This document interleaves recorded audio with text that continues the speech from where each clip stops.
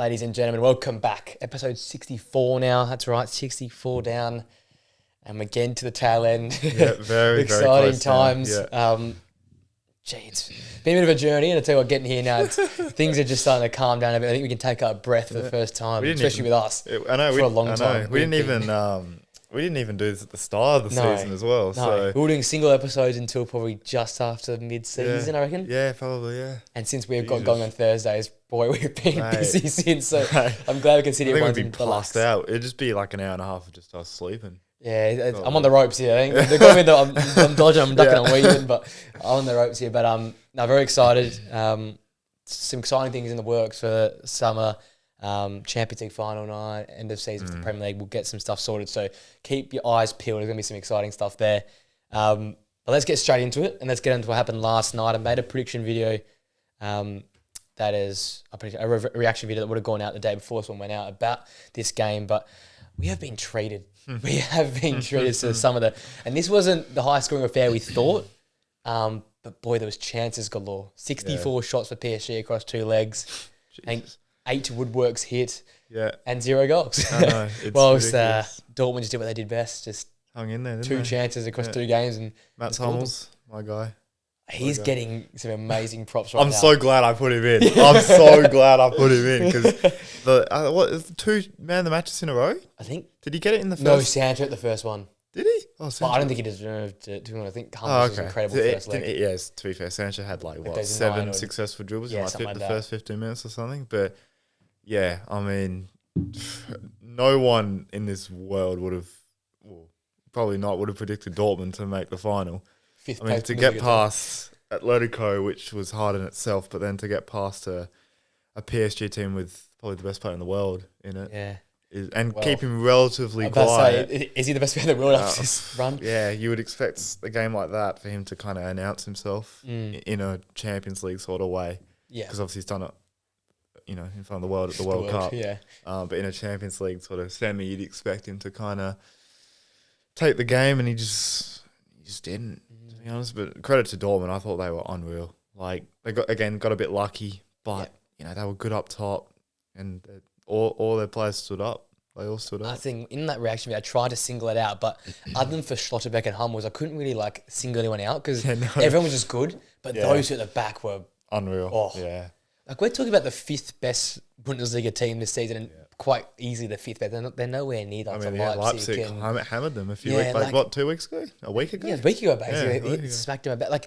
And that's, actually, we could talk about it here, I guess, after we just reviewed this game, the whole Hummels comment about, well done for your harvesting the farmers. The tweet he put out about the whole farmers, because they have secured 5 spots in the Champions League. They're going to a final potentially versus Bayern. It's just fantastic to see what they've done. Because last season, I think we all felt for them. We all felt for Reus and Bellingham and the whole how it fell apart. I remember sitting in my room, watching both games, thinking come on, pull through. And it felt like, is that year enough for Borussia Dortmund over a bit? Did I have to rebuild once more? And they're in a Champions League final. I know. And as you said, whilst rebuilding in a way. Well, it sort of feels like they've been through one this year. They have not been at their best for a lot of the season, but topped the group of death, beaten PSG, beaten Atletico, in a final versus potentially their biggest rivals or the kings of the Champions League. If you go and win this trophy, this is probably the hardest route you could have taken. They're the team that deserves it. Obviously that whoever they verse, Madrid or Bayern, they're gonna be heavy underdogs. I'd imagine, particularly Real Madrid. But I mean, it's just ridiculous the fact that they've made. I would have never thought. I would have put them as the last team to make the final out of those 4 teams that we had. But credit to them. I mean, Sabitzer, Füllkrug's been huge. He was that first leg.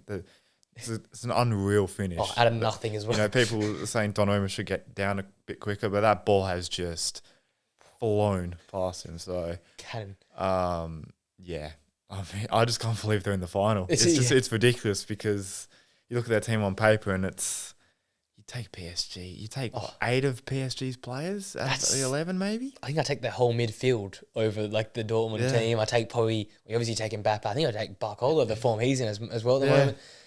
I think they might have got their decision making, who they started, a bit wrong as well. Benching Barcola Gonzalo Ramos from the go. Bit He dodge, missed a wasn't lot. it? Dembele was been. I'd say that Barca 2 ties. He's been a bit.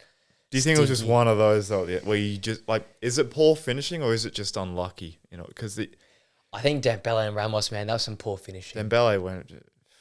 Both of them in the first half had some big chances. Yeah. I'm speaking like just inside the box, straight in front of the goal. Pick your corner, putting it over the bar. Like come on, like you gotta do better if you're a Paris Saint-Germain. And then Lee comes on and Barcola comes on. They basically changed the game, changed the pace of it.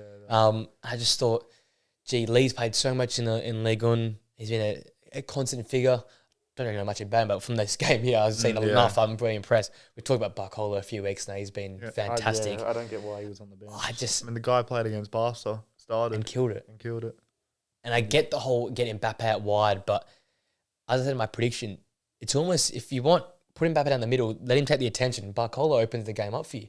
Like sometimes you have to sacrifice your superstar for the next best thing. So I don't know. It just, I'm not blaming on Luis Enrique. There's a few people online having a crack at him. I don't know if there's much you can do with a young squad. It's just, would you consider it a failure? I don't think it is. Maybe that's me being too generous. But this is, talking about rebuilding, this is a young squad as well. I know Mbappe changes things, but you take Mbappe out of that squad. There's not much up top. Yeah. Nah. These are guys first year having a real crack at things. Yeah. I don't know. It's just a bit... And Mbappe didn't show just a bit of a sour taste at least, doesn't it? Because it's like you had that many chances. Yeah. Whether it's just unlucky or it's just, I don't know, because it happened in both legs, didn't it? They missed so many chances. Yeah. I mean, the better team went through. The more consistent team went through. Yeah. So credit to Dortmund. Yeah, credit to them. I mean, you know, we've spoken about PSG's defence. Will it hold up? And you know, it probably didn't. But then you could look at the forward line and say they didn't do their job either. In the end, I reckon the defence actually did it right. Considering I didn't have much expectation. Saying that the guy who came in for the kid's name, but came in for Hernandez, let Hummels get free for the header. That was like, if Hernandez is there, does that happen? Stuff like that. But that's the thing. Dortmund had 2 moments across 180 minutes, and they took them. Like Füllkrug's effort, added nothing but clinical. Hummels pushed off the defender, gets the header.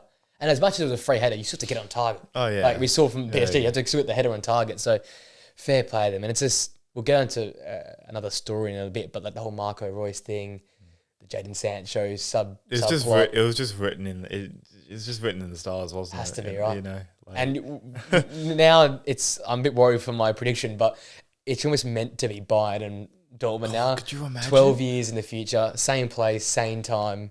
It's meant to be. But this time, Marco Reus and his Borussia get over the top. That's what I'm thinking. How mental is it? How football works sometimes? It's scary. If that happened, that is so scary. Same stadium, just over a decade later. I mean, Madrid obviously favours, but it could very easily happen. It's the Champions League. It's one game. It's one game. You know, it's one game. So, yeah, all it takes is one masterclass from Harry Kane special, Musiala special. Yeah, it's all it takes, man. Madrid getting a bit, you know, just not their anything can happen. That other games just gotten more. It makes you smile. It's gotten more, it's more on it now than just because if PSG when it's like, we kind of expect. This is one of those where you expect. But now it's like, oh my god, like imagine a Dortmund Bayern. It's more exciting. So the crowd will be massive. Oh. And it's funny because if PSG made a final, I don't know if this is with you as well, I just think they'd get walked over in a final. Whereas Dortmund, they have a bit of a grit. There's something about them, They have that like just European pedigree, isn't it? There's a bit more. There's a bit of aura about them as well, and it just feels like they're going to put up a better fight in a final, no matter who they play. Yep. I just hope it's like for my prediction, I hope it's Real, but for a great game. What was your prediction for the Dortmund, the second leg? I had them going through on pens. Yeah, Dortmund going through? Yeah. Nice. I had 2-1 in the game, 2-2 in aggregate, and then threw on pens 5-4. Okay. I like that. It worked out in the end. But I do have Madrid, we're recording this on Wednesday, as you guys know. I do have Madrid walking this. Relatively comfortably, 3-1. Oh, okay. I think they score, once they score first. Yeah. It's probably similar to Dortmund. Have to score first. If you're the away team, have to score first there. Yeah. Very interesting. Very, very interesting. Mate, that's... Yeah. It's like a better Champions League final at Wembley as well. Like big occasion, big stadium. Yeah. Oh, yeah. It just adds a bit more. Wembley, yeah. Yeah, Wembley, maybe Camp Nou. Is there anywhere else in the world you want to be? Istanbul. Take me back. Actually, you're saying that Camp Nou. Or at Atletico Madrid's home ground. I forgot what it's called. The Wanda. Yeah, the Wanda. Get into the Wanda. Divock Origi. Get some dodgy handballs in the first 5 minutes. Yeah. Clear and obvious. Man. Yeah, clear and obvious. Speaking about a dead Champions League final, that one was over from the start. How has the Champions League gone from I'd rather watch Europa League to Jesus? Is this like one of the most entertaining Champions League in the last? In terms decade? Of the knockouts, I'm thinking go back to when you played Real the second time, the second Champions League final where you played Real. Those knockouts, the semis are very good at least, but we can even say the year you won it as well because you guys carried that run with that comeback. Oh, the Tottenham Ajax game. Yeah, that was a good year. So we've had some, but in terms of consistency across, like our quarters were amazing. Yeah, it's just the round of 16s were stinky, right? Yeah, even the group, some of the groups were, yeah. I don't know, but there's been some bangers. There's been every game has been. I don't think there's been a bad game since the round of 16. I think there's been a bad game. I think quarterfinal 2-2 Arsenal Bayern, 3-3 Real Madrid City, 2-3 in favour of Barcelona at PSG, then 2-1 Atletico, then go 4-2 Dortmund, 4-1 PSG, 1-0 Bayern. 1-1, 4-3 on pens to Real. Yeah, the games have been ridiculous. We've been blessed. Yeah, we have been blessed. It's good. It's great. We love it. That's why we love the Champions Now, League. just the final, if it can be anywhere near it, give us a final. It'll be unreal. So, when's the last time we had a good final? That's probably the point. I don't even know. I can't. When have we had a back and forth type? Are we thinking like Juve Real at Cardiff? Potentially. That's one of the better ones. Or that's the one I'm thinking. When was the Barca's win? The Real Madrid Liverpool, the one with Karius, that was a pretty decent game. Yeah, in terms of a watch. But it's just how the fallout. It just didn't feel like a good win. It felt like you picked on a crippled. Like, well done, the poor kid. But you might be right. Like that Real Madrid Juve. That Cardiff one. I think that was it. I think Real Madrid won that 4-1. But the game itself with the Mandzukic, Bicey, and just all the goals from Madrid, you were like, wow. Yeah, it was fantastic. That was prime Real Madrid as well. And the whole build-up with Buffon and probably that. Unless you go back all the way to Atletico Real. At Sporting. Was it Juve Barca with Juve Barca as well? Yeah. Messi, was that Messi Suarez Neymar? Suarez Neymar, yeah. Yeah, I think you had to go back at least Juve 5 had or some 6 good teams, didn't they? Jesus, they just came up against the wrong La Liga era. They just came up against MSN, and they followed up with the greatest BBC and MSN, mate. Coming against the best ever La Liga we've probably ever seen in history. Poor time. I don't blame them for a points deduction now. Jesus, they're just fed up. They're like, they're sick of it. Help us out. That's with Winston McKennie and bloody midfielder and Tim Weah and stuff. Pretty much stinker. So what a game last night. Yeah. And big up the older guys. Matt Hummels, Marco Reus, even Emre Can, the captain of the football club as well. I saw that interview came out. Play to him. He's going to go to 2 Champions League finals. So fair play to Emre Can when he's done. Yep. It's time we will lead on to talking about a German team because we come to our first team of the season for start of our little segment here for the next 3 weeks, which will finish the season off with us. Got the Bundesliga team of the season. Yep. And as much as this could be interesting, I think it's going to be 9 of the same players and maybe 2 differences. That's pretty about it. Yeah, probably. I went with a 4-2-2 formation. I went with a 4-3-2-1. Okay. But with the EAFC 24, not like the wingers, but the centre forwards. Centre forwards, I like it, yeah. Like how I went a few weeks ago. I swear the wingers in the Bundesliga have been shit this year. There's no good wingers. Yeah, no. Because normally Bayern carry the wingers, but they stink. I mean, they're in my top 10 still, but, Watch them again tonight. Real going pretty I mean, they're in the semis, so, But, yes, it's been, in terms of the league season, it's been a very centrally dominated season. Very, Let's go 1 for 1. Let's go with your keeper. Okay. In goal, I've got Kobel. Same here. Yeah. He's been unreal, hasn't he? I would have gone Neuer, but he's played 20 games. I was going to go Neuer, but obviously Ulrich has played a decent amount. So. Exactly. But Kobel's been, I think he saved like 3 out of 4 shots that have come at him, which is the most by a mile. Yeah. So, he's been unreal. Best hands in that league, I guess, obviously outside of Neuer. Oh, yeah. And I feel like, considering how dodgy at times Borussia Dortmund have been this season, he sort of held them together a fair bit. That defence just looked... Yeah. Like, imagine the Champions League to the league is stark. Like, even Champions League, I think he kept 6 clean sheets in the Champions League. Yeah. Bear in mind, group of death. Yeah. They've gone against PSG, they've gone against Atletico. Mental. PSV, they're around 6. He's been ridiculous. For whatever reason, they've just... I don't know. Under the lights. Yeah. They love those Tuesday nights. They play a lot during the day. What is it? So I think, maybe it's, think about that energy. It's like the opposite of like Ty from AFTV, that we must forget it's been raining. The lights are on. Yeah, it's been sunny, I tell you what though, that Jamie Carragher on the yellow wall, mate. Maybe that's that was fucking hilarious. That's the best content I've seen all year. That was brilliant. He was Pepe. He should do that more often. I loved that. That was good. Yeah. The Kobel for both of us in goal. Your left back. Who could it be? Grimaldo, Oh, I wanted Mitchell stat, but I tried to get him in somehow. Your man, back it's got to be Grimaldo. Yeah. Numbers: 9 goals, 13 assists. Yep. Free kicks. I wrote here 9 goals, 13 assists, and then in free kicks, caps, free kicks, knuckleballs. Yeah, ridiculous. Xavi Alonso 2.0. Yeah. Bro, he's been learning, man. He's been learning. Yeah, we talk about him every week.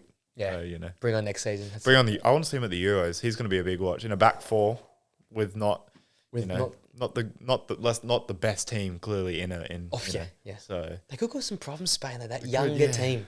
I mean, Rodri doesn't lose, so if he's fit, and the Williams brothers. Yeah. They've got the Mario Bros, Williams Bros. Oh, let's get the Williams Bros in the Euros. That's gonna be your next vid. Yeah, that's good. Williams Bros. The template at that's gonna look unreal. You can just see that happening there. When they win the Euros, bang, smack, bang, Williams Euros.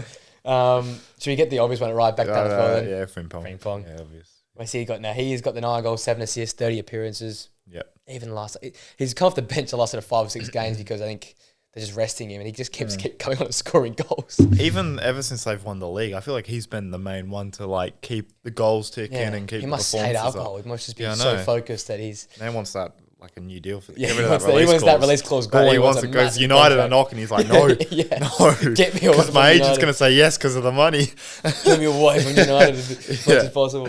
Yeah, obviously, Frimpong and Ronaldo. At centre-back, I think this is the only place we could have a bit of difference. Maybe. So I've got Hincapié as one. Okay, yeah. And I've got Anton from Stuttgart as the other. I would have thought. So I've got Anton as well, but I've got Jonathan. So I've reversed. You convinced me a few weeks ago. Yeah. I think he's been the most consistent and the leader.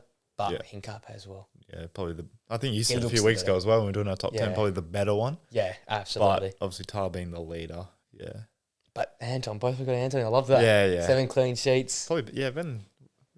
Fantastic season with Stuttgart. Been the underdog kind of. I had to get some more Stuttgart players in there. Yeah, that's the thing. He was one that stood out for me. There's someone else I had to get in there as well. But watching some of their highlight packages back and stuff, they don't concede any chances. Yeah, no. And he's a skipper, isn't he? Skipper's what leads it back. And it looks like a guy you wouldn't expect to be very fast, but I feel like he's still got enough pace to keep up with some of these pacey strikers in the league. 100%, 100%. Again, an underrated sort of Bundesliga star from Stuttgart. The boys at Stuttgart. I had to try and fit as many Stuttgart players. It feels wrong not to put them in this team. Yeah. They've been fantastic. Unreal, yeah. So you went Hincapié and I went Tar, and then we both went Anton, which is nice. I like that. Nice.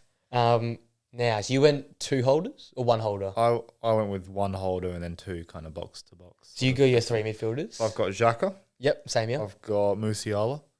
Yep. And I've got Wirtz. Right, okay. So I went... Very attacking, but... I had to. Xhaka and Chris Führich from Stuttgart in my midfield. Wow. So again, I had to fit some Stuttgart players in there. Führich, 8 goals, 7 assists in 32 appearances. I have to put some stats about this out because I want to make to your top 10% of all attacking players, including wingers and strikers for progressive carries and expected goals and assists. So he brings something different to Stuttgart on the weekend. He was fantastic versus Bayern, by the way. That's probably what got him in the back of my mind seeing that game. But no, he's been fantastic. Someone alongside Mittelstadt, which has stood out from the crowd a little bit at Stuttgart. So Again, I have to squeeze as many Stuttgart players in there. Fair play, yeah. At the cost of a certain Musiala, unfortunately. Yeah, that's fair, but obviously, an obvious one's going to Xhaka, right? Yeah. Just guy's a wizard. The guy's been a top 5 midfielder for the past, 18, 24 months? He's 24. He's in 2 title races. We keep forgetting this. 2 title races in 2 years. Mental. Could we take another treble? I've never seen a player turn around, go from just a pretty average Premier League midfielder to one of the world's best box-to-box. And he is the definition of box-to-box right now. Yeah, fair play to him. For whatever's clicked, whatever people around him have said to him, something's clearly happened because, we've rarely seen a change in a player like this. This is a guy that was just a snap and red card merchant. So he carries the ball, wonderful striker of the football. Yeah. And he's just playing with so much confidence. You can just tell, right? Spraying passes. Him and Andrich. I couldn't get him. I suppose none of us got him in there because he's been fantastic as a duo. Yeah, I tried. Talk about best duos in the world, those two at the moment. Wow. But ain't together, they just complement each other so well. Because they allow each other to push on a bit. So you see, we see Xhaka push on and get on the edge of the area. Scores a great goal on the weekend. I don't think at Arsenal, he was great last season as well, by the way. Fantastic. He's taken it to, again, another whole new level once again. He's gone from rubbish to very good to outstanding. Top 5 in the world in his role right now. We're talking about Rodri. We're talking about him. I mean, he's in that conversation. Yeah. He obviously is not better, but he's in there now. Exactly, 100%. He's elevated himself above a lot of midfielders. So he's, got massive respect for it. Absolutely. Do you want to go your 2 centre forwards? Yeah, so I've got Guirassy. Yes. And I've got Openda. Yeah, okay. That's smart. I got Openda in there, yeah. Openda. Oh, he's up there with Wirtz. Is one of my favourite to watch. He just, some of the goals, just dynamic, as you said. He's just, something about him. He's just got that bit of I don't know, a bit of flair about him. Bit of something different. He's just something different, so. Do you reckon he'd work anywhere else? That's the only thing I'm worried. I want to make a big move, but does he make a move away? Is this his league to dominate? I mean, he's still pretty young, so I would like him to stay at Leipzig. But if you're a big team, you'd be stupid not to go for him. Yeah. I mean, the guy scores, he assists, his numbers are outstanding. It could be something similar to a Timo Werner. Yeah, but again, you can't let Timo Werner for the next 50 years make you not buy a certain player. You got to take a punt. But yeah, for him, he should probably stay at Leipzig. He plays every week. Yeah. But you got to just imagine a Chelsea or even a Serie A side. I feel like Serie A, I don't know. I was gonna say could an Inter pair him with Martinez, but Inter not that kind of club. No. So. And Napoli might to replace. I mean, he'd cost a shit ton as well. Oh, he'd have a lot of Leipzig and big sellers. They love a big seller. Cost a lot of money. So, obviously, some Grace speaks for himself as well. Yeah. My 2 number 10s, obviously Florian Wirtz, 11 and 11 in his 31 appearances in the league, and then I went Xavi Simons as my other 10. So then Musiala, I went Xavi Simons. Wow. Yeah, Musiala playing some personal favourites, I think, in this team. But I like it. Because he's been good, fantastic, man. Maybe this is more because there's a lot of... I said this a few weeks back. There's a lot of attention in when he first came on the scene. And I said it's very easy to disappear when you go on loan to a smaller club than PSG, obviously, in Leipzig. But Champions League stood up. Very impressive versus Real. Didn't get the result, but he was very impressive. Great in the Champions League all season long.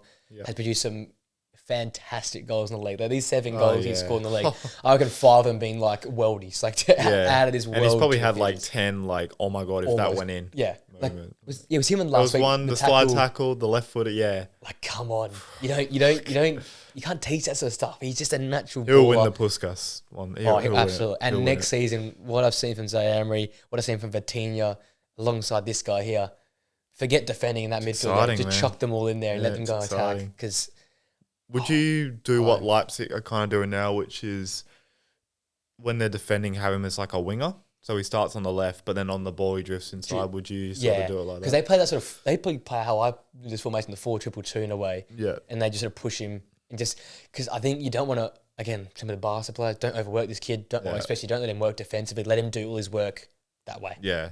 Let him set goals up. Let him create stuff. And you don't want to keep him out wide as well. Exactly. See, when you're on the ball, let him just. I think almost let him free roam. In a way, he does it for Leipzig. He picks up strange spots of the ball. Yeah. And they're a very strong counter-attacking team. So I'm excited to see what he does when his team has 65% possession. When a team's in a low block, how can he break down that back four? Because that's what the Martin Odegaards, the De Bruyne's. The Do you think he can get to that level? I'm wondering if he can. That's the question. I hope he can. Fair enough, yeah. Because he's got more X factor and dynamism than these sort of players.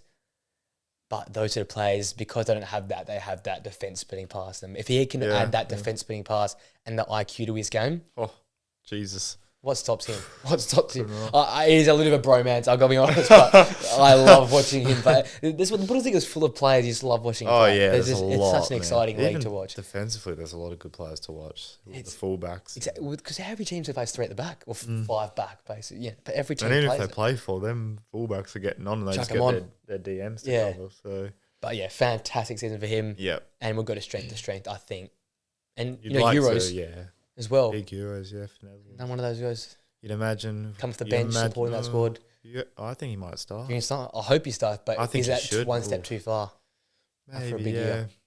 Just, I don't know who else would start for the Dutch up top? I haven't done my research yet for the squads yet, but Gakpo usually plays as that striker, like he did at the World Cup. I'm just wondering who would play on the left. There's probably an obvious one that I'm missing, but I would probably stick him out there, and do just float him about. Yeah, just let him pick the ball up. Played in big games, so he's he's playing for Real Madrid. Exactly, yeah. Yeah, I think that's got to be a lookout for the Euros. Got to be. Yep. And then I had Garassi as well as one of my strikers. Speaks for itself. 25 and 26, pretty ridiculous. Yeah. And then the most ridiculous is the guy up top, Harry Kane. Yep, obvious. These numbers are screwed up. If you would have said at the start of the season Harry Kane's going to get the amount of goals that he's got, but finished second, 3 points, or they're 2 points behind Stuttgart? In front of Stuttgart, sorry. Yeah, 2 points, not much, yeah. 2 points in front of Stuttgart. You'd be like... You're lying. Surely they've had 20 injuries and they've had to play their 18s. You would generally question if they played their 18s and Kane up top with the numbers he's got, because it's just laughable, the fact that he comes in, breaks all these records and does all this stuff and gets no reward from it. For all these goals for what? God. It is though. No trophies. They could get to a Champions League final still, but it's 70-30. Even then, Dortmund beat them 4 weeks ago or 3 weeks ago. Yeah, the momentum in their own Dortmund, backyard. Yeah. So. The momentum is with that side. And Dortmund could have scored another 2 or 3. Well, they cut them apart, didn't they? Yeah. Oh. So it would be very Harry Kane for them to reach the final and then lose on pens and for him to miss the pen. It would be the most Harry Kane thing ever. But for him, regulation and then miss the penalty. For his own health and well-being, I hope silverware comes sooner rather than later. We want to see him play football at least. Yeah. So he's still got the Euros where England would have to be in the top 3. That might be one of the all-time flops, by the way. If he does not win the Euros or the Champions League or the League or the Pokal, potentially, yeah. He's going in as probably the second or the favourite for the Euros. He would have gone in as a favourite for the League, the favourite for the Pokal, a top 4 or 5 for the Champions League. Yeah, potentially. Score 50-odd goals, break records. And still not win a trophy. Does it get to the point where it's what more can you do? And it's just the team's just garbage. Even England, they are known for flopping at big tournaments. There's a potential to just fall apart, isn't it? If England flop, I don't think anyone will genuinely be surprised because no one rates the manager. Yeah. And it's been their kind of history. Yeah. So, but the guy's going to score 100 goals this calendar year and get fuck all. It's ridiculous. It is ridiculous. My guy Jaden Dans has played 10 minutes and has had a better season. It's crazy, man. I feel bad for him, genuinely. It's It's the history of the Tottenham. At the end of the day, can't take it out of it. You can't take the Tottenham out of the man. The guy is cursed. If you get the man out of Tottenham, you can't have the Tottenham out of the man. That's pretty simple. There you go. There's our that is a very strong team. Yeah, pretty similar. Like you said, we had 8, 9 same players. So I went Kobel, Grimaldo, Tar, Anton, and Frimpong. So we only had one difference back. And I went Granit Xhaka and Fulrich in midfield. with Wirtz and Simmons in front of them, and then they're behind Harry Kane and Guirassy. That Fulrich shout, unreal. I had to pull something out. Preston educational. I've had a few bad weeks. You've been carrying the education, so this week I had to come back to something. And your team? So I got Kobel, Frimpong, Hincape, Anton and Grimaldo, Xhaka, Musiala, Wirtz, Guirassy, Openda and Kane. I love Openda though. That's one of my favourite shouts as well. Yeah. What a league. One of our favourites. Entertaining. Thank you, Bundesliga. Yeah, you kept us entertained all season long, so for that we thank you. For that we thank you. That was so poetic. And that's closeness. We'll stay there quickly. Reopen the book. Stuttgart, as we said, beat Bayern on the weekend, 3-1. Yeah. And keeps the hopes of second alive. Boy, what did that be a season? Again, that video will be coming out at some point this week or on the weekend about them and their season, because this is just fantastic. Relegation playoff last year, 1 point away from the playoff the year before, and here they are back in the Champions League. Got rid of probably their best midfielder, you might say. Yep. Into Endo. And look at them now. Like just before the start. No, it was a couple of games in. Started, a couple of games into the season. And yeah, you pointed out the manager straight away. Oh. You caught it from the very outset. And what a guy. He's been outstanding for that team. And I mean, that performance on the weekend, first half it was pretty 50-50, I'd say. Bayern had a couple of chances. But second half, I mean, they just obliterated them. I don't know if Bayern probably did have one eye on the Champions League, but even then, I mean, they just completely outclassed them in every aspect. I mean, Guirassy was unreal. That defense was ridiculous, and they don't want the football to stop. They don't want the season to end. Keep the good vibes. They want to keep going. So for them, it's just looking to the transfer window now and looking at how they are going to manage the squad next season and keep it together. Because you'd imagine a team like Bayern would have a look at Middelstadt maybe and a couple of their players. So it's going to be interesting to see how many they keep. It should be the entire squad, you imagine. Champions League football, come on, you guys stay. So hopefully they bring in a couple of decent players as well to help out. Yeah, because they're sort of running that, again, 4-2-2 as well at times. But yeah, Undav and you need to bring Undav back, keep out with Guirassy again. Yeah, he's got to come. That's a non-negotiable. Yeah. That first day, that's got to get done. Tick that back off, get him back there. I think another midfield will be helping alongside Furich.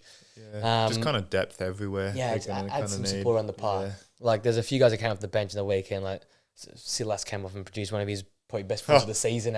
He's done not much all year. Not much, produced a goal and a great assist. Just a FIFA merchant. Exactly. Danny Aaron's merchant. Yeah, but these sort of players, you can't really have those sort of players in the Champions League, right? You need that next step. I think that's where you're right. Bit of depth. The starting 11 could take it to a lot of teams, I feel like. 100%. It's about style of play could take it to most teams. That style of play is ridiculous. Is relentless. Like, Bayern had 3 shots, I think, up to the 60th minute. Yeah. And we're looking at Stuttgart, who's a team that's right on the edge of Bayern's area, attack. Yep. You think Bayern would have a few more chance on the counter? No. And Bayern did rest players there. There was a strong squad. Yeah, no, it was a strong. Kimmich was out there. Kane played. I think Kim and Jay played. Sane, Kim and Jay, both basically a 10th player. At the moment, yeah. Eric Dyer had one of the craziest clearances off the line. From Guirassy. Probably just put his head there instead of bounce off it. Neuer in goal. Like, it wasn't like they rested. Yeah, they still played. Stuttgart just outworked them, outskilled them in many guys every as well. metric. Furich masterclass, Silas masterclass, Guirassy just relentless running. It's just, this is what we saw from this team this season. Yeah, it's sort of just where both teams are at in terms of the league. One team's up, one team's down. One team's just so inconsistent. Yeah. The other's just flying and extremely hard to stop. I mean, the way that they're set up, their players just go to another level. Like, it's just structured so well, and it's going to be interesting to see over the off season. Obviously, teams will start to look at them and analyze them a bit more. So, can they change things here and there? Can you win other ways? I guess. Can you win other ways? Yeah. Can you win with 40% possession? Or can you make it better? Or can you try and make it better? Yeah. Which is obviously what they'll try and do. Because I feel like no manager in the world has a plan B. It's make plan A better. Just improve out plan A. Yeah. Exciting times for them. Oh, very exciting. As you said, 2 points away from second. It'd be a great story if they can finish second this season. And considering, Bayern might be all... Two games left? Yeah, 2 games to go. I think the Bundesliga a little bit less than the rest. So I'll have a quick squeeze there. We'll have a quick run of that table one more time. Probably for the last time in a while. Yeah, probably. Don't think anything major. Nothing looks like that. Like, Champions League's all set. They got the 5th Champions League spot now as well, so it's basically all over. Frankfurt will get Europa. They'll get Europa now on 45 points, and then Freiburg will get Conference League in 7th because of the whole coefficient rubbish. I'm just getting to grips with all of that, I think. So Stuttgart obviously running away at 15 points clear now. Ridiculous. Bayern 7th loss puts them at 69 points. Stuttgart 67 points. Yeah, that's outstanding. Man. What a season for them. Yeah, and it is 2 games to go. So Stuttgart away to Augsburg. Tough game for them. Bayern at home to Wolfsburg. And then Bayern end the season. I can't find them. Oh, they kind of... They just disappeared, yeah. Bayern are away at Hoffenheim to end the season off. They'll probably lose that. Let's be honest. They'll probably in the beat for that one there. Yeah. Stuttgart at home to Gladbach. So could be a chance here. I reckon they genuinely might, you know. The confidence there. Garassi will score more goals. What's the way they're playing. What is stopping this team from going on? 3 out is not stopping a team. Leverkusen's unbeaten record now is at the max. It has reached the biggest ever recorded by Benfica in like the 40s or something like that, with 48 consecutive wins. The day this goes out, they play Roma. That is the chance to break the record, a chance to go to Europa League final. They're already through, you would imagine. They've just got to win or draw this game. Yeah. Just get over the line and get that record. 49 unbeaten. Could you imagine the feeling of being 49 unbeaten? I mean, it could get to what? What's the most? 54?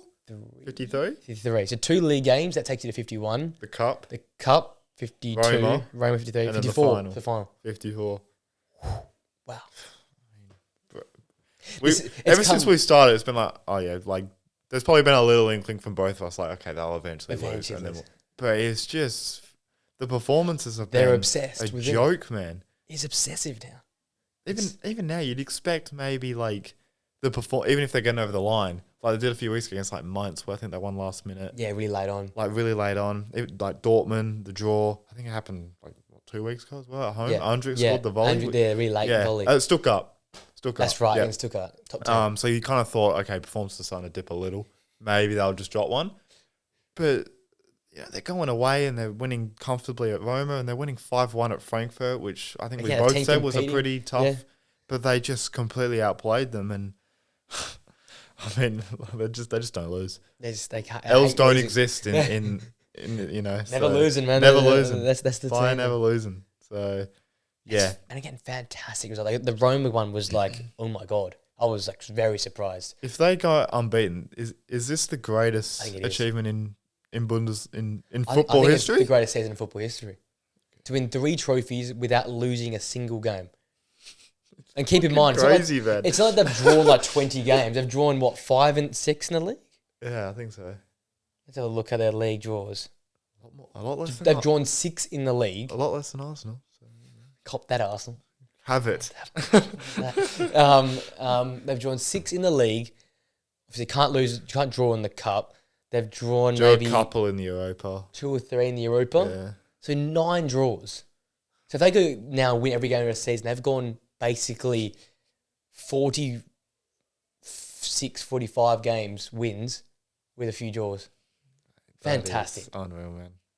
What a team. This is going to be one we talk about for ages. This is an off-season debate. We'll sit here for one of the episodes and put up maybe 5.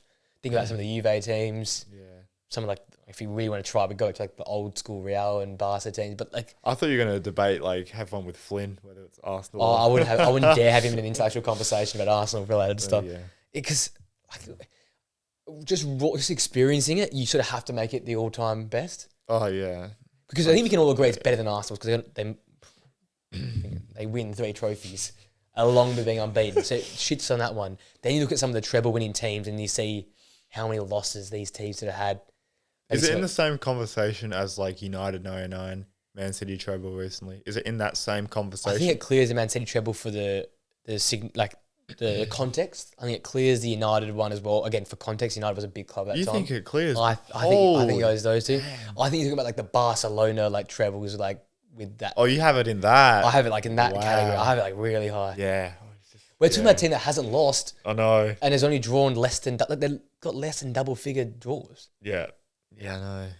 I'm talking about names like Grimaldo, Frimpong, Boniface. You told me you had any idea about a Boniface before the season started, before Robert Andrich and all these guys. Yeah, this is the problem with me. I need to, because I'm thinking nostalgia. Like, you think of names and nostalgia. I'm trying to. This might maybe sound ridiculous, and this might be. I might end up clipping this up. I might somebody saying this, but take nostalgia away. I think this clears a lot of those teams. A lot of them. Like, and I'm a United fan. And again, I didn't live through 99, and I know how maybe the moments make it very, very big. Yeah. But I just think this is like, we've never seen it. We've never seen this before.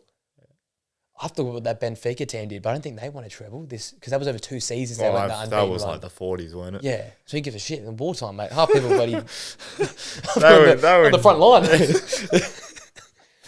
Rest in peace to the brothers, but like they're on the front line, mate. You're playing against a 9-man team. Doesn't really count, does it? You're not wrong. You're not wrong, but you're get cancelled. It's done. Yeah, it's over. I mean, it's I don't know. See, the problem I have with this, not a problem, but when it's never a problem when you have a lot. But when people are obviously going to compare this with like every team, and when you're doing like combined 11s with like the best Real team, the best Barca team, never go near them. It's just going to be. I just feel like it's going to be dominate. Like there's going to be like 10 players from that Barca team, but it shouldn't. It shouldn't because. Like take this season, they're not going to lose. Keep touching that wood though. So they have to be in that conversation, but I just don't think they'll never fully get the respect. That's the thing. 1, because it's the Europa. 2, because Bayern probably haven't been great, but they're still on, I think, similar points to last year. Maybe a little bit less. Yeah, but they still reached the Champions League semi-final. You got.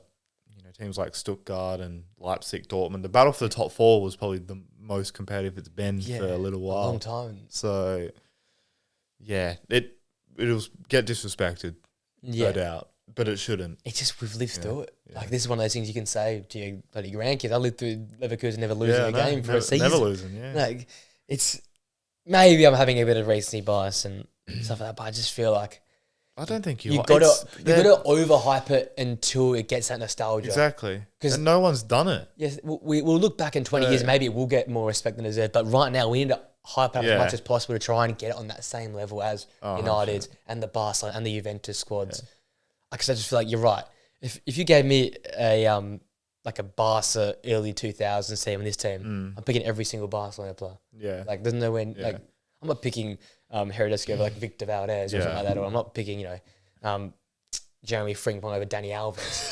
But if you take that season, if we're talking just picking seasons, Jeremy Frimpong, I'm picking Alex Grimaldo, I'm picking yeah. Granit Xhaka, but you're missing out Iniesta. Like, you know what I mean? Like, that's the thing, right? It's ridiculous like that. But I just think, 100%. I agree. Amazing. I agree. Let's hope they've beaten Roma. It's 49. They've broken the record and they're on the road to a Epic final. Is it confirmed in Ireland? It was Ireland, you said? It's in Dublin. Yeah. Get around the Irish. Because literally the entire season, up until we lost to Atlanta, there were just TikToks of all the Irish fucking fans getting, I booked my tickets, Dublin, blah, blah, blah. Dublin. Even Jamie Carragher said, no, it's not happening. No, Jamie Carragher's going to the yellow. What I will say, though, is Liverpool, when there is no pressure, when there's nothing to play for, best team in the world. Don't care. Better than Madrid. Just genuinely, when we don't have anything to play for, we are unreal. Yeah, Harvey Elliott's at his best. This is way off topic now, but if you watch both podcasts, you know where this question comes from. I just about with Flynn about Monday. He still reckons Harvey Elliott's got that like Scouser, McTominay feel about it. I say that's Curtis Jones. He's not. I think he's not Scouser. He's a Scouser. That's Curtis Jones. I didn't say that when he was speaking. I let him speak. But I think he means through the academy and stuff. Okay, I get it. But I reckon Harvey Elliott's a really talented player. Oh, he is. Yeah. Look, he has inconsistencies, as every young player does, and sometimes he can be a little frustrating.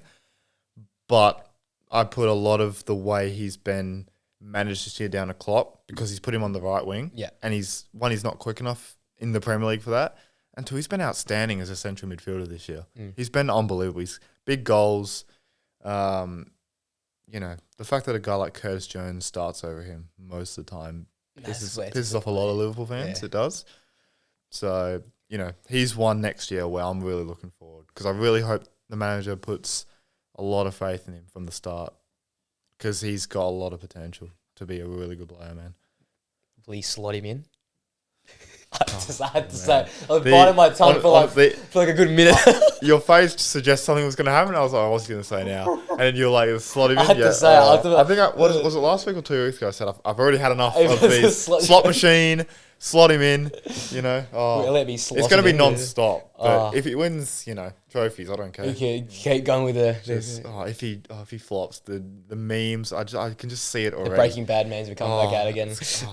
Man, I'm not. Cue them up. We might lose one ball man again. Another one. An eye for an eye. Oh man, they come back. Well, to be fair, he'd better slot him in. Because I really rated Elliot, but I feel like he gets a lot of undue disrespect. Yeah. If you would have said that about Curtis Jones, I would have completely agreed with the thing is, he was comparing both. I think they're levels. It's not even close. Yeah. It's in the end, it was like Fred and McTominay, where Fred was actually much clearer than McTominay. Yeah, McTominay was just turd. Yeah. All right, keeping on, I guess, in a way, which you combined together. On a sadder note, I guess, in any regards, Marco Reus has announced he will be leaving Dortmund come season's end, and also Thiago Silva leaving Tottenham. So obviously one's a club legend, one is a legend, but in many regards, a lot of Chelsea fans consider Thiago Silva a bit of a club legend for what he's done. But starting with Reus, and I guess the whole narrative now that Champions League final, his final game could be a trophy at last.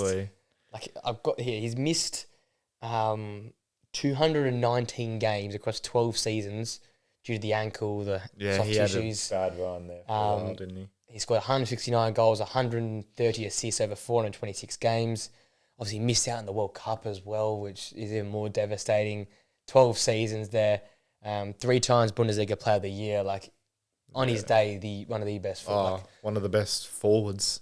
Growing up, this guy was like the guy. When I started introducing to football, this is the guy I used to always look at. And it's just a shame. It's all sort of been unfortunate for him. I mean, I don't know much about Dortmund's sort of history of players, but he's probably their greatest ever, I'd imagine. Probably up there. He's gone through a lot of heartbreak through his career. Obviously, the World Cup, the couple of finals that he hasn't won, and league titles. Obviously, he's been a bit unlucky, but he's been ridiculous. He's probably had the chance to move to bigger clubs in Bayern and maybe, over in other leagues, but he stuck with it when others didn't, like Lewandowski and Goetze and that team. So that team was amazing. Yeah, I would love. He deserves a Champions League. He deserves it to finish it off. Like, it would encapsulate the season perfectly in terms of the fairy tale years, the Bolognas, the Stuttgarts, the Leverkusens, the Bournemouths, the Aston Villas. It would encapsulate it to a team. Girona. That Marco Reus could be lifting a trophy alongside Matt Hummels at the end of the season. Like, as the skipper, you could tell 23, 24 is the fairy tale then, basically, because it's just there's stories everywhere, which we've been lucky enough this year to have a lot to talk about because of that. But wouldn't that just send it off? Because he's got 3 German Cups, and that's it. That's it, isn't it? Yeah, I think 2 or 3, 2 German Cups. That's it. That's it. Yeah. It's mental, and I was like the 3 player of the year. 3 player of the years. That's just the thing. Like, there was so much there. I know. And again, he would have been easy in that World Cup squad. He could have walked on the World Cup. Easy. But injury literally just before he goes. I think he probably would have started, to be honest. Yeah, he might have been. Mario Götze maybe subbing Marco Reus in that moment there, and he scores. Like, there's so many moments that you think about, and it just feels like the world has to give something back at some point to this poor guy. Yeah, and I feel like this could be it.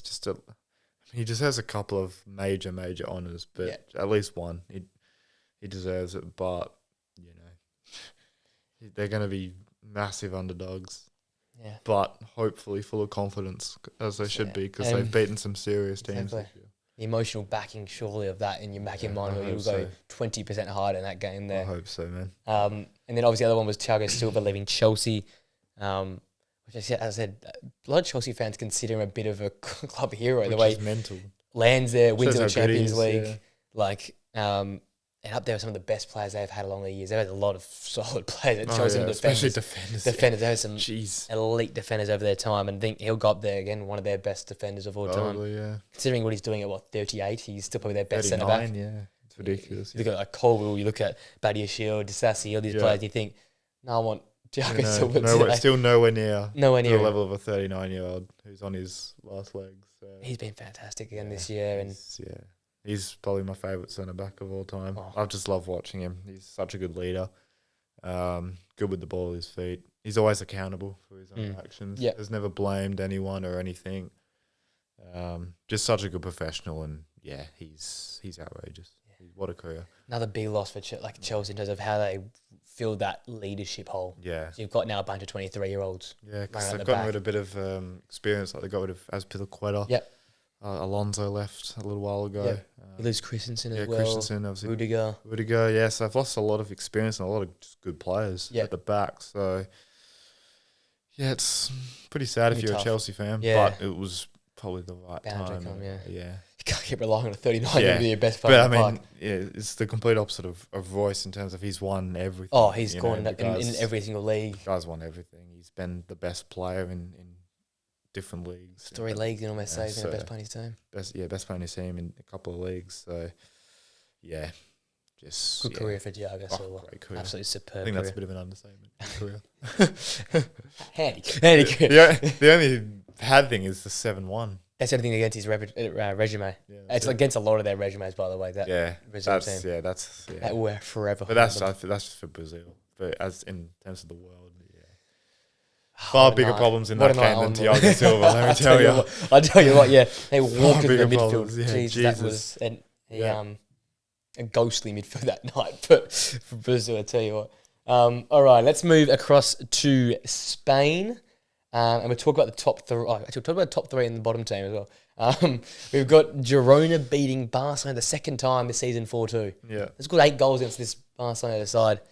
And once you think Barca are back, they go and do a U-turn. I think ever since Xavi said he's staying, I think they're kind of fucking going back to which is I think there was like a thing on like YouTube on like ESPN where one of the guys asked like, should Xavi just say, oh, he's leaving again, just for the last couple of games, just to really get them up and about again. Does that concern you a little? The fact that he's said that he's staying and now they've kind of gone back to their old habits. Awful second leg management wise in terms of not his management, but like the team management, how they manage that second leg, the red card, and then you wouldn't put it down just to the Champions League exit. Now on the beach, maybe that. I just feel like the players they go from 100% to 40% so easy in terms of performance level. Yeah, I'm not doubting the effort at the moment because I feel like the effort seems to be there, especially for some players. But the drop off makes them look like they don't care. Yeah, and that's not a good sign. I still think this backline is a bit of a revamp. As much as it's incredible in its day, it needs some help. They need probably maybe not a whole new, but maybe both fullback positions. I think Araujo stays. Obviously, Kubasi comes in rotation. Then you just go the rest. Maybe needs because obviously you can't rely on an 18-year-old. So maybe you do need another centre back. Cancelo's been. I keep saying I'm not a fan of Cancelo anymore. Yeah. I'm a fan of him, but I mean I can't ignore defensively some of the stuff he does. It's just you can't defend it. It's so poor. And then Koundé on the right back's been, last year was unreal. This year, fucking nowhere near terrible. Yeah, I tell you what, like this game, like they score in the 3rd minute, but you concede from kickoff. Like that worries me. That's mentality. The fact that Girona can walk it up from a kickoff, cross the ball in, and get the ball in the area and score a goal. That's pretty nerve-wracking. Like I get it, last 3 games, but come on. Well, you're fighting for second spot, bit of pride, right? Yeah. They're below Girona right now. As much as we've hyped Girona up, it's little old Girona in their 10,000 stadium. Little stadium. Yeah. They've had a bunch of things go against them. Yeah. They've never been in a situation like this before. And if any team has to be on the beach, it's Girona, with some of their players linked away and their job's done for the year. They've qualified for Champions League. You think they'd be on the beach. And Barcelona proved themselves, but no. It's the other way around. I tell you what, though, Porto. He's that serious player he is. He scored with his first touch, and then he scored the volley, which is one of the goals of the season. Not just in the league, but in the world. I don't know if you saw the behind angle they showed. Yeah, I saw it. Yeah, that reminded me of like Van Persie. That gave me Van Persie. It gave me Tim Cahill vibes against the Netherlands. He better said. Well said. It was just like struck like a peach. Laces so nicely. And to Stegen just stood there like, what? It flew as well. It flew off the boot. That was so satisfying, man. 2 goals. He could not have hit a ball any better. Like, just everything about it. The execution, the technique. But he fucking leathered it as well. It wasn't like he placed it. He went bang laces in the corner, nailed it into the corner. Fair play to him. He's a serious player. And they've got a number of those like genuine good footballers. Not just good seasons. They're good footballers. So Jovic seems to have refound that goal scoring form as well. Yeah, he's had a bit of a mid-season slump, didn't he? Savio's going to be hard to replace. That's the problem, right?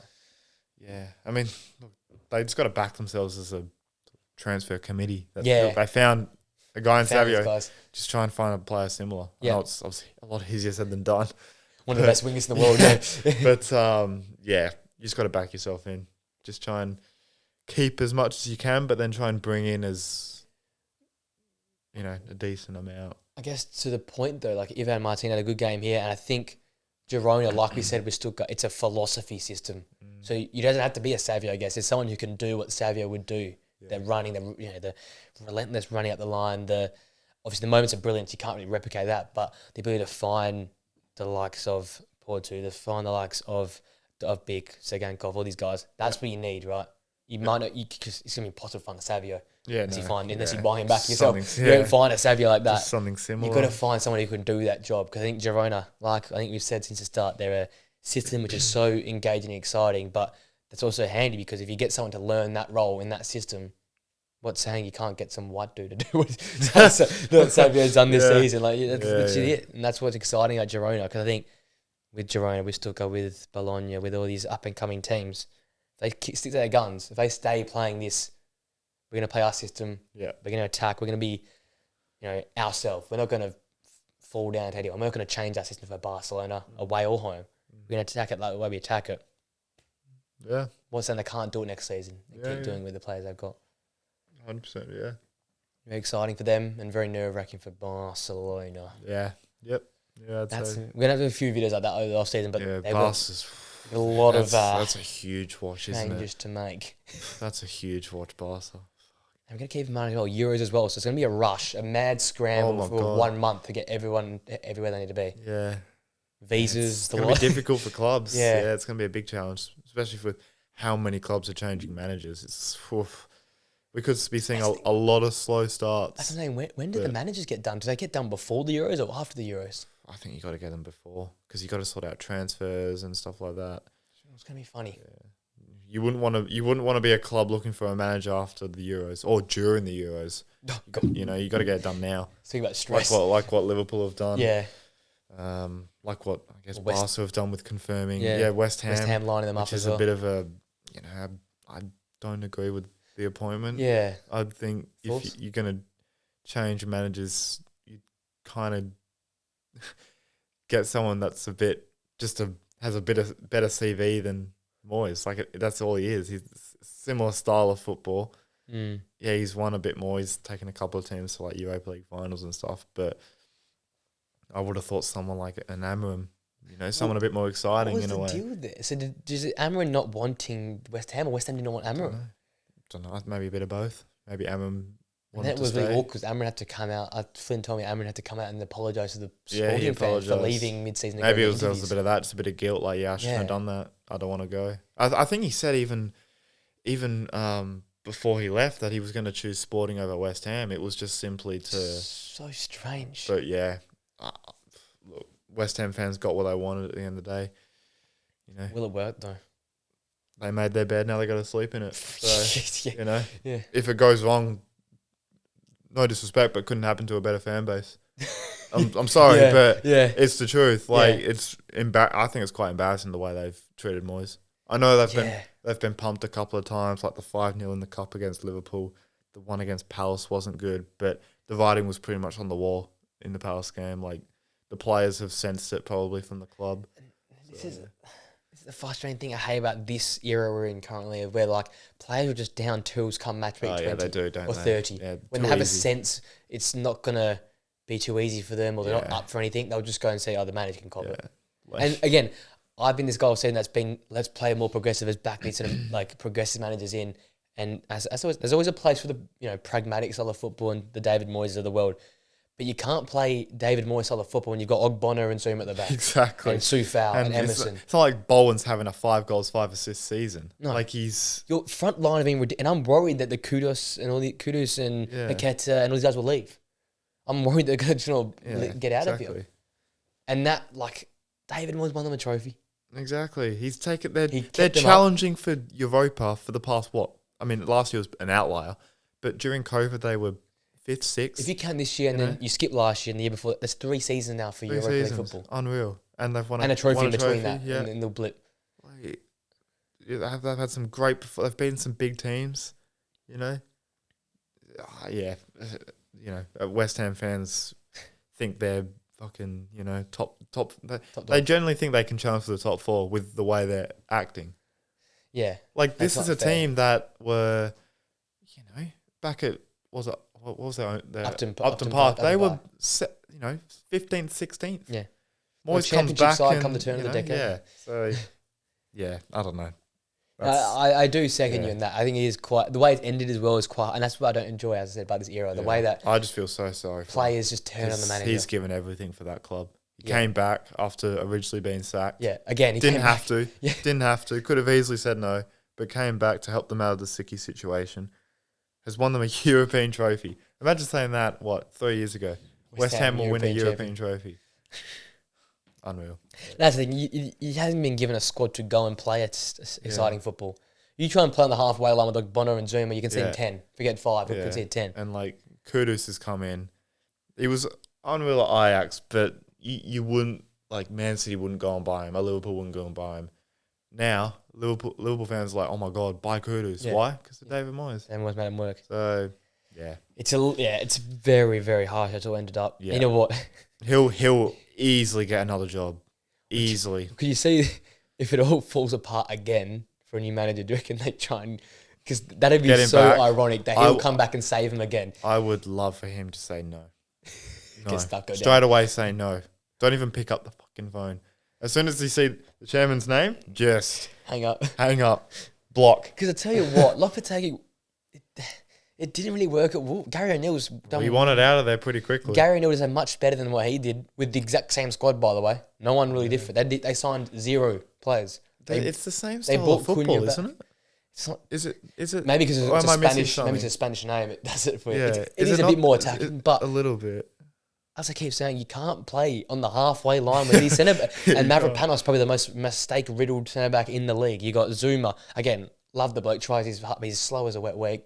Bonner's in an old aged care home. Soufal was good. It's not getting 2 years ago. Yeah, exactly. Like, and again, the midfield, Suchek and Alvarez are good in that, but like Ward-Prowse, they're just mediocre. They're like an average. Yeah, where they are they're 11th, 12th Premier League players. They're not. It's getting the most out of the squad. Yeah. They're against Leverkusen in the quarterfinal of the Europa and took it to them. Yeah, took it to them. They took it to them.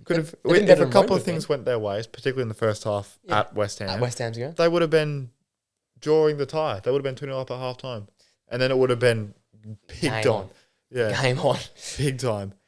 I just think, I've probably been as vocal as you've been there, but you've made it make sense. It's just unfair. It's ridiculous. Because I don't know where the progress comes from next season for West Ham. Play slightly better football, but finish 13th, 12th.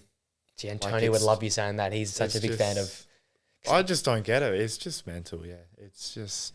I really hope they flop. I know it's disrespectful and quite mean, but I genuinely hope they flop next season big time. Relegation battle. Because the way they act is pretty entitled. It's just the fans, isn't it? The fans just have that sway, don't they? They feel like... I don't know why. I thought they would be over the moon with where they're at. But it is so funny. They're attracting players like Kudus and Alvarez, who, they really shouldn't be. No way, no. Because it's funny how they turn so quickly. Because even ended last season, there was all like David Moyes want him gone. They want him gone, and they win a trophy. The guy's in a final, and they were having banners and shit. Yeah. And then he goes and wins a trophy, and then it was all happy days again. Yeah. They're acting like a Man United, but they're two-faced actually. So they're fans. It's quite funny how we're more. Who would have thought a West Ham hate session? Red to the middle of this session, talking about Barcelona to West Ham. If we want to touch on Real quickly, they got the title. Yeah. We don't talk too much about them, but again, conceded 22 goals this season, 36 La Liga, the title, 3-0 win versus Cadiz, 27 wins, 6 draws, 1 loss, so only 1 loss worse than Leverkusen. Yeah. Fair play to them. Yeah, they've And been again, unreal, yeah. Courtois out, Militao out, Alaba out, Kepa out at times, Vini's out at times, Camavinga's been out at times. Yeah. The With list all, goes on. with all the injuries they've been. Yeah, we've spoken about it, I think. Don week. does They've Don. just been, unreal. Just that squad's just, It's ridiculous. Would you still consider it a success if they weren't to win the Champions League? Normal, like you told me at the start of the season, yes. Yeah. But with how much expectation I personally have put on them since early on, before we did the start of the podcast, and when we did start this, when the Thursday pod, I've put on them from the word go. It'd feel like a shortcoming. Like now, yeah. Yeah. Because at the start of the season, like Champions League, it can go.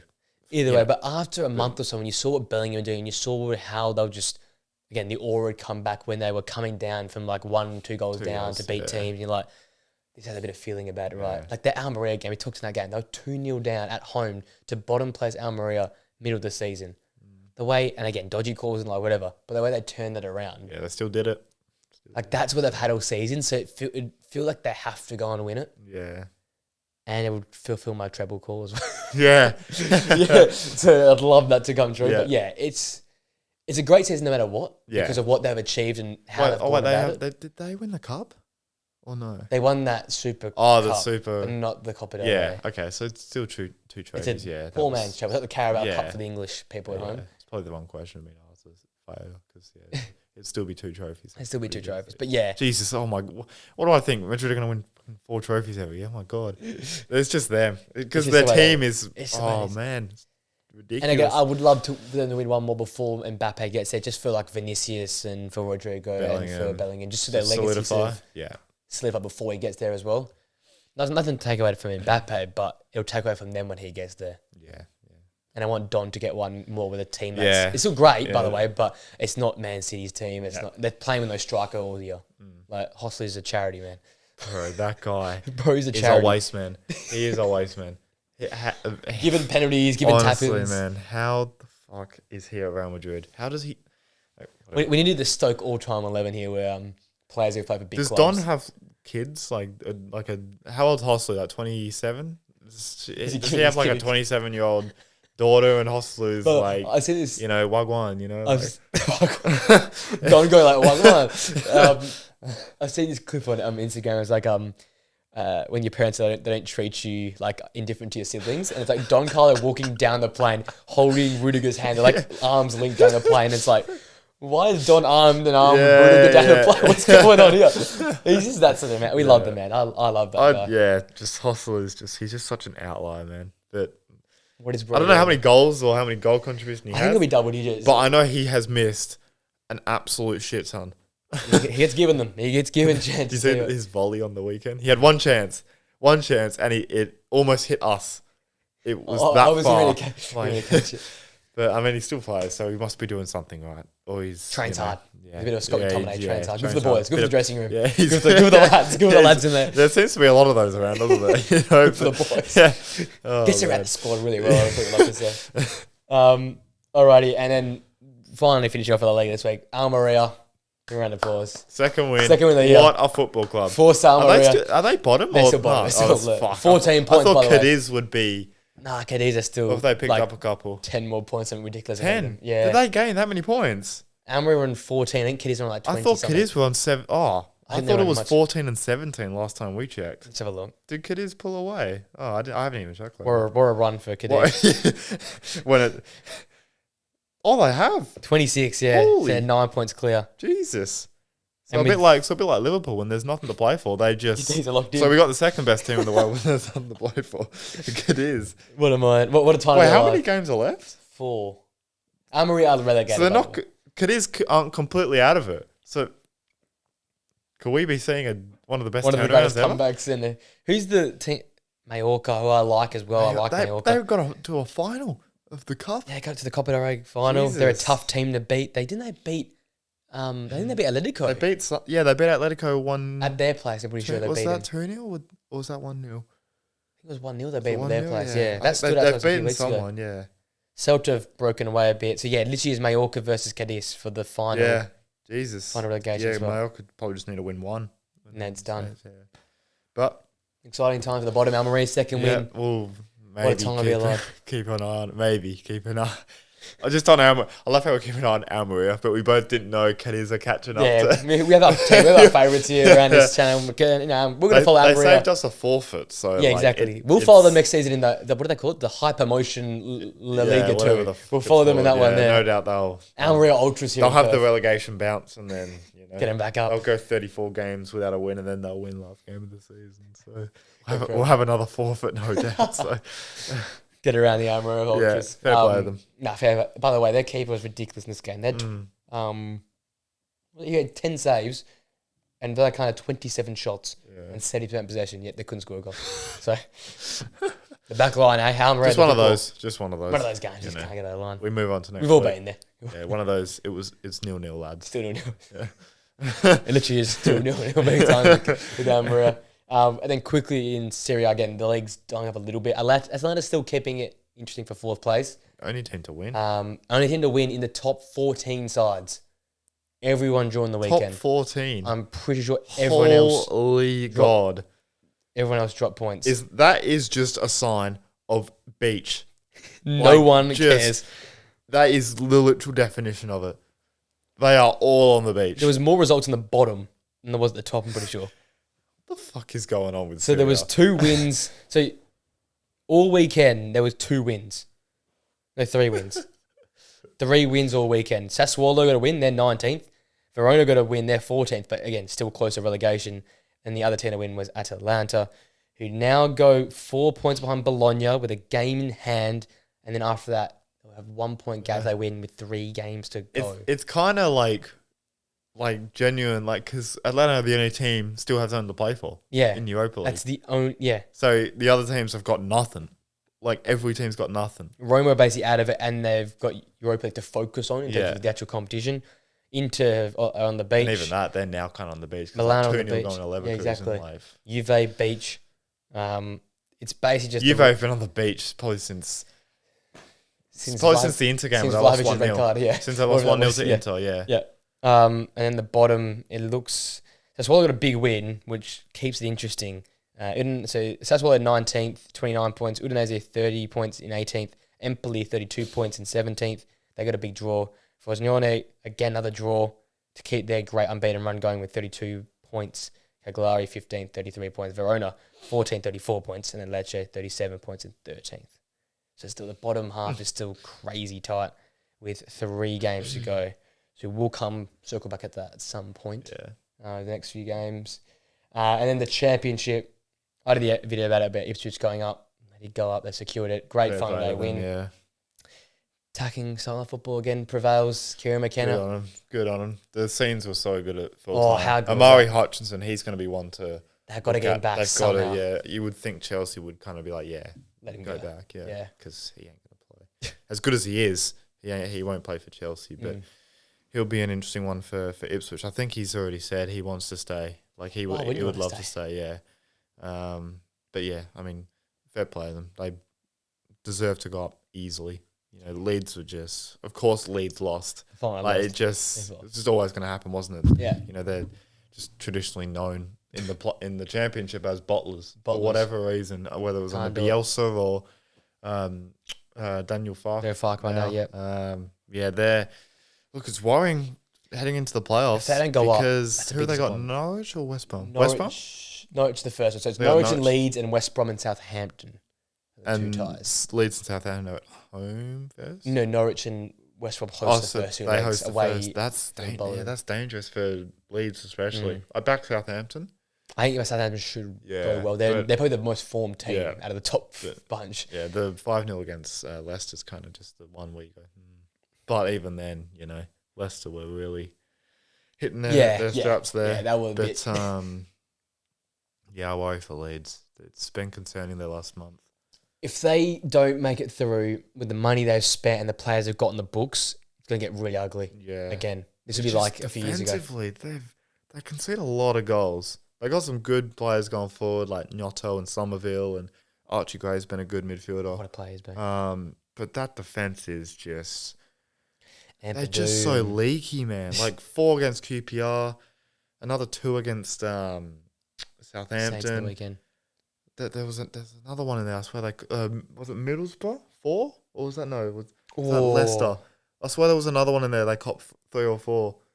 Let's have a look. But but they do cop a lot of goals. It's just going forward they make up for it. They got some superb forwards. They got some great forwards. Yeah. They 4-0. Yeah, they conceded 3 against Middlesbrough. 4-3 against Middlesbrough. Yeah. They lost at home to Blackburn. Yeah, you just can't trust them no matter what. No matter how good they're going. Shit goals. They got something in them. They have that bottle in them. I don't know why. But it'd be one of the great bottle jobs. Like the money they've spent in this squad is ridiculous. Money, yeah. Junior Firpo, Ampadu, Rodon, Byram. See, they're not. Somerville. They're good championship players. Even Somerville's linked to Liverpool. Yeah, he's a genuine champion. Somerville's been the championship, the most exciting player. Yeah, he's been good. Fantastic for them. Archie Gray. Slot him in there. Come on. Slide him in there as well. Slot and slide. Still got Cooper there at the back, Shackleton. Like we're talking about Premier League. There's good experience there. Yeah. As well as some decent quality with Ampadu and Ampadu. Joe Rodon as well. This team cannot afford to have another season of failure. I think they break up. You can't afford to surely keep that on the books next season. Does Daniel Farke go? I don't think he'll go. It'd be harsh, yeah. He's up for, it means my next point, by the way, but he's up for manager of the season. Really? Yeah, Daniel Farke. Him, McKenna will obviously get it. McKenna. Obviously, or they give it to Leicester. No, the whole manager, the last person, and he got sacked. So that's my final news from the championships. The whole manager, Liam Rosner, and they sacked him. And he got sacked. He's in a statement of intent by the owners, by the way. So that's my final bit of news. He didn't get after how good they started and able to. The 3 nominations were McKenna, Daniel Farke, and Liam Rosner. I wouldn't have put Daniel Farke there. But Leeds are where they should be. The expectation from Leeds' fans and probably the board was instant promotion. Yeah. And they're short of that, realistically. So yeah, I'm not sure where that one came. I'm pretty sure those 3 are the ones. If you were grading their season, you'd give it a B minus. Yeah, because it's where you expect them. So, it's funny. I think obviously McKenna will walk it, but McKenna will. Yeah, he would win it anyway. But this is crazy. Just I saw this. I think Monday morning. So this after they had lost the last day versus Plymouth. They did quite well. So they finished 7th. So literally the last game of the season basically cost them. They finished 3 points out of the playoff spots. He's up for manager of the season. He came in last year when they were 1 point off relegation and got them safe, and gone. They spent a lot of money in January because he's brought in some good Liverpool loanees like Tyler Morton, Carvalho had a really good start to the season. Second half of the season, ridiculous as well. I just find it a bit mental. So some guy that's the ball came out and said last year they want to be in Europe in like 10 years' time.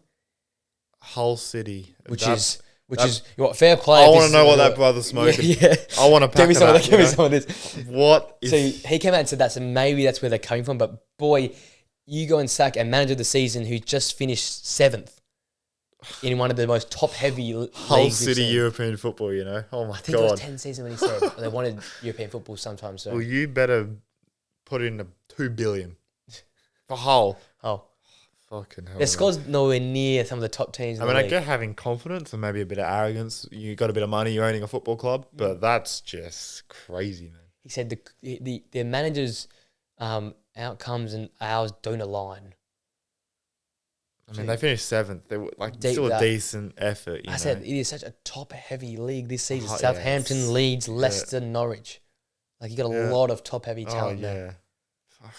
And then you got Ipswich, who just made the break. So I don't know. It's a strange one. What is it with even Birmingham? They sacked Eustace. Yeah, now they're last. And Eustace was the one that kept, meant to be deserved. Now for the first time in 20 years, they're in League One. Yeah. Which is because Birmingham are a big club. Huge club. Blues are massive. That's the thing. Someone who commented in the comment section is just another classic championship club thinking that they can just change manager and it'll work. Yep. Toughest league in the world. You can't just stuff around. Players stuff like down tools. Yep. When Eustace got sacked, Rooney came in, and ever since, players have gone, you clearly don't care about the way we feel. Yeah, stuff you. So, stuff you. Fair enough. I'll get my money and move I'll leave somewhere else. Yeah, I'll go to a championship side next season. All right, so there you go. There's all the news.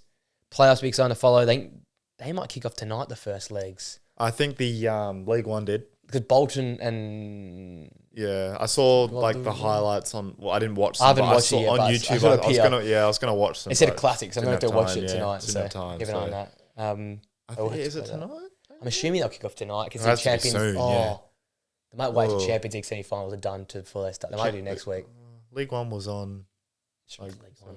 Yeah, I know. There's still... They've got to play them at some point. It's always a midweek in a Sunday game, so maybe tonight, the day we're recording this. Hopefully we have some playoff talk about next season, next week. Because it might be quiet. Next season. Next season as well. We never know. You're on the beach as well, mate. I'm beach. Get me there, the margarita. Get me there, my bucket hat, and get me parked up. Yeah. All right. Finish off this episode just quickly. I know we've waffled again somehow. 5 players needing a fresh start. So there's 2 ways. It either plays that should move away from maybe a toxic club environment, or players that have been rubbish and need to leave their clubs. One from the top 5 leagues is what I've gone with. I'm assuming you've done the same. I've got 2 from the Prem, and then Bundesliga, Serie A, La Liga. Perfect. I'll go this time. I'll go. Let's start with. We'll do PL considering you got 2 of them. I want Emil Smith Rowe. Oh, yeah. Just feels like a talent that's been left to rot a bit. So yeah, that's a good one. I kept saying on the Monday pod, it feels like a Brighton signing through and through. Oh yeah, get him the 10. He would ball at Brighton. Yeah, he would ball. Even on the right, and let him and Bonanotte just cause chaos. So I feel like he's someone who definitely has to move, even to Italy. I feel like all those English guys go to Italy and hit the ground running. Tammy, Fikayo Tomori, so something like that. But I feel like he's too good to be sitting on the bench for Arsenal. He's my Premier League guy. I'll go with my obvious one first. Hold on, I'm just on to... Okay, I thought I had 6 for just a second. Sure he's good. Well, I'm on the beach as well. I thought I had 6. All right, I'll go with my obvious one. I had Rashford. Yeah, makes sense. Whether that's leaving, just PSG have probably been interested in him for a couple of seasons now. So whether just cashing in or whether it's just you keep him and it's the same old for... he has a 4 to 6 month purple patch where you think he's a Ballon d'Or contender and probably the best player in the world, and then he falls off the cliff. God. Probably for me, just probably needs to leave. Just a fresh start somewhere. He's not a youngster anymore. He needs to just kind of be a man a bit and pull up his big boy boots in. If he's got any. Good question. Does he have any? That's a great question. Yeah. All right, I'll go to Syria. Okay. Actually, I'll go to Ligue 1 because you haven't got Ligue 1 guys. Yeah. I want Milan Skriniar, who came for some serious money, decent enough money, I'm pretty sure, to PSG. Probably a bit reaction because of last night. They picked the youngster over him. Yeah, they did. Bit of a weird one. And he's only made 20 appearances in the league. I thought he'd be a lock for this team. Yeah. I think he was in Serie A's team this season last year, if I'm not mistaken. He would have been up there. Be incredible for him across the time there. So hasn't quite the ground running there. Again, where they're going with this whole young system, does he just up and leave now? That's probably the thing I think out. Yeah. Here's the obvious one for me from the Ligue 1. Yeah. So my second Prem one is Amanda Baroja. Yes. Good one. On loan at Fulham at the moment, but that ACL injury has just killed him. Yeah. But I think, obviously, just get out of the Prem, a fresh start. I think somewhere like the Bundesliga, maybe Stuttgart could have a look at him. Yeah. Because you have a look at the profile of strikers that are doing well at the moment. Obviously, you got Oppenda's kind of the outlier. But you got Boniface, Schick, Kane, these types, they're like the big build. Obviously, like Max Bayer as well, who's kind of lanky and big as well. They're like kind of big build, can get in behind. So I kind of think that he's sort of that mold of kind of player. Stuttgart to a T, wouldn't so I think, like second striker at Stuttgart or just another Bundesliga club, I think would suit him really well. So you'd be wrong not to give him a crack at. I just think he's a good player. I mean, we saw we've seen good. Yeah, he was really good at Southampton, and then even at Chelsea, he's had some good performances. But injury, that ACL's just So I just think it's a complete fresh start somewhere. Absolutely. Let's go with my Serie A. I went Milik from Juve. Again, just a stinker basically. He has to go somewhere. I was thinking any Juve, but they're all shit. So I was like, I was going to say, start to learn Arabic, mate. Get that Steven Gerrard clip up. Start to learn Arabic chant. Yeah. He's cost him a lot this season. I think it's time. He's just not good enough for Juve. So I think it's time he goes somewhere else, whether it be a lower team in a division or seriously MLS or like realistically, I generally reckon it's time to give it up. Time to go. Yep. So he's my Serie A pick. I'll go with my Serie A as well. I've gone with Hossam Aouar from Roma. Shout.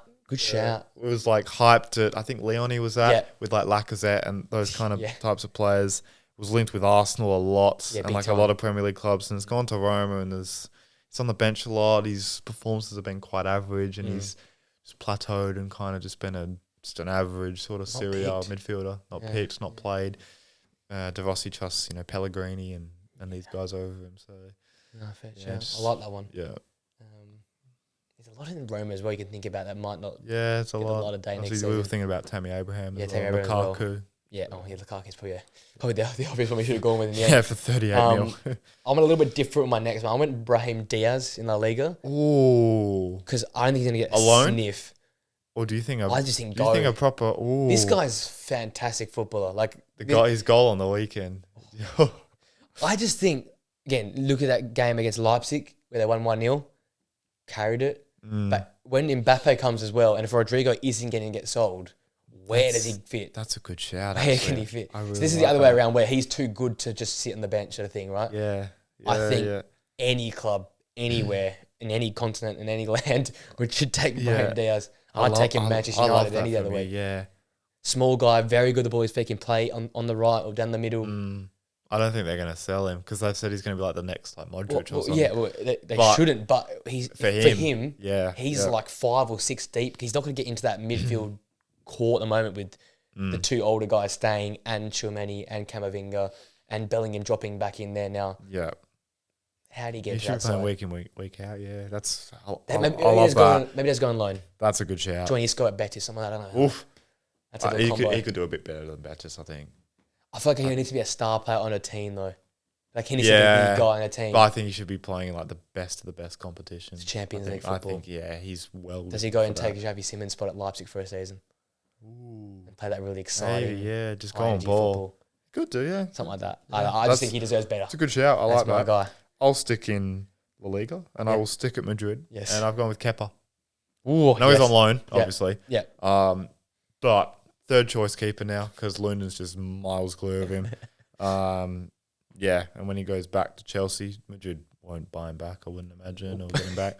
He just needs to go somewhere where he's just the number one. That's going to have to be a lower ranked team. Yeah, mid-table team. You can't even go back to Bilbao because Unai Simon. He's incredible. So, he just needs to go to just a mid-table kind of club. Take the Neto route.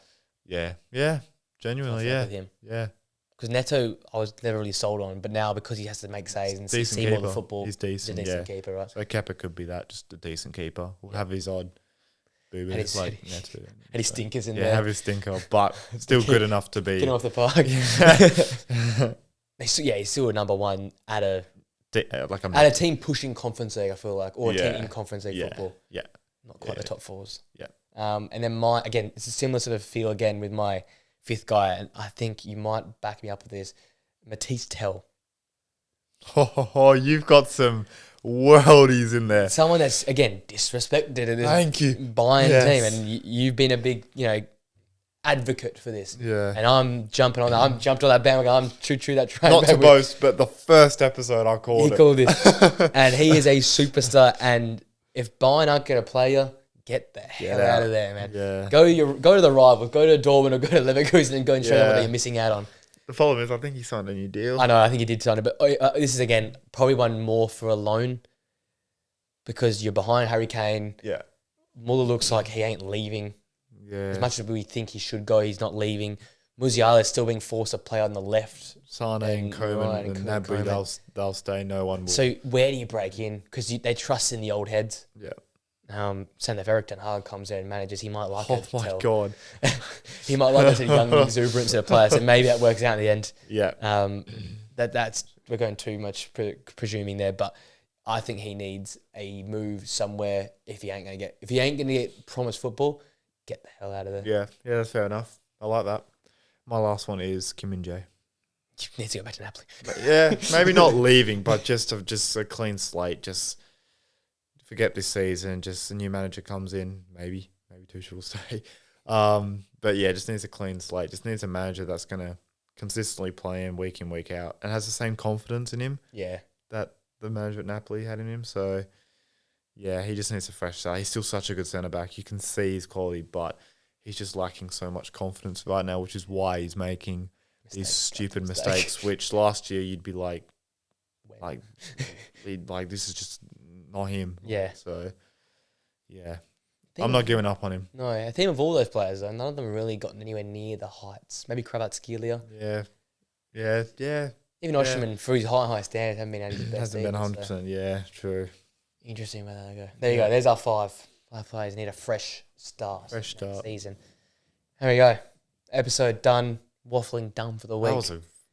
That was a good episode. We have fun here. We have a lot of fun. That was a good one. We're getting less and less focus on what we need to talk about. We got more just free roam. We had a bit. We had West Ham this week. We had just a bunch of other stuff. Yeah, you had a go at West Ham big time. I tell you what. No, 10-minute rant. Yeah, that's. And Almeria that could be like a short. Sure. Almeria got their time in the sun. Almeria, yep. Cadiz versus Mallorca. One of the biggest games of the competition. Bit of everything. We didn't bring up Iracunda to Bayern, that's for next week. We'll say it next week. Backflips are coming to Bayern. That could be a little topic, actually. Does he? He probably won't play, but Bayern imagine if he played. You turn into Sane, he'd be so wasteful in front of goal. Matisse Tell gets his bench for Iracunda. Nestor Iracunda, yeah. Things we don't want to see next season. Anyway, that's what I love about this stuff. Thank you for coming once on again, man. 3 more weeks to deal with us. 3 more weeks to deal with us. Then, as I said on the Monday show, we'll be away for a bit. Mini break. And then we are parking up for the Euros. For some I previews. will have international kits. He's promising some kits. If not, I've got them all lined up behind the camera door kits, there. Potentially a bucket hat, maybe like some zinc. I'll get some zinc going, I might just put some sand on the floor. I might just go full beach vibes. We might actually bring the beach to us. So we'll beach up for the summer. As you cannot wait for that. Thank you for all the support. We're getting, please guys, get us 500 reviews and get us 500, please. Buy Euros, I want it. We're getting close. The Champions League vids are helping, so I'm going to keep pumping them out. We'll keep pumping out these predictions. Keep pumping them out. We're pumping them out. Yeah. Share it with mates as well. If you're new to the podcast, thank you for joining us. Please like, comment, subscribe on YouTube, all those good things. 5 stars on Spotify and Apple Podcasts. And share the word. We're growing. We're getting more consistent, so any people will be much appreciated. Till next week, guys. Me and Nathan, we'll see you guys later. Peace.